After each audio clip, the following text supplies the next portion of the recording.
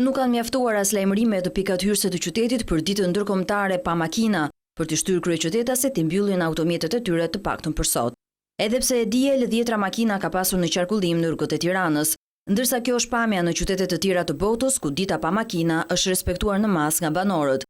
Madje edhe në qytete si Xhakarta, Indonezisë, qytetarët kanë preferuar të ecin me biçikleta.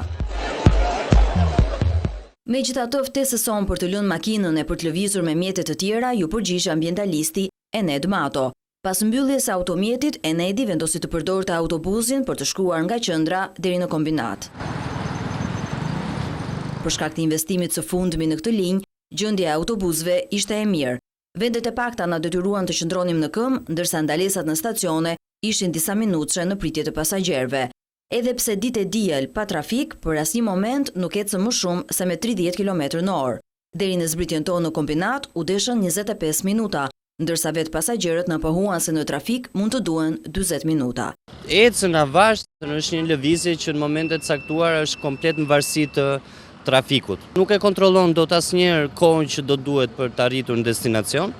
Ky është avantazhi i biçikletës, që e ke në dorë vetë. E lëm autobusin për të provuar biçikletën, lëvizja më e shpejtë dhe më e mirë, edhe për shëndetin tonë. Përgjatë rrugës Myslim Shyri, Enedit ju desh të ecte mes makinave për shkak të parkimeve dyshe. Kjo është vetëm një nga 10 rrugët në Tiranë ku mungon korsia e dedikuar për biçikletat. Në një të tillë, të sapo ndërtuar, sigurisht ecja është më e lehtë. Sa vështirë ishte të ecje me biçikletë dhe pse e preferove si udhtim? Po ka rrugë që janë të pamundurat. Janë doppio parkimet e makinave, shoferët që ndalojnë kuturu pas si sinjal pas një njoftim, hapjet e dyerve, momente që ti je midis ngushtësirës atij që ka parkuar dhe atij që po të vjen anash.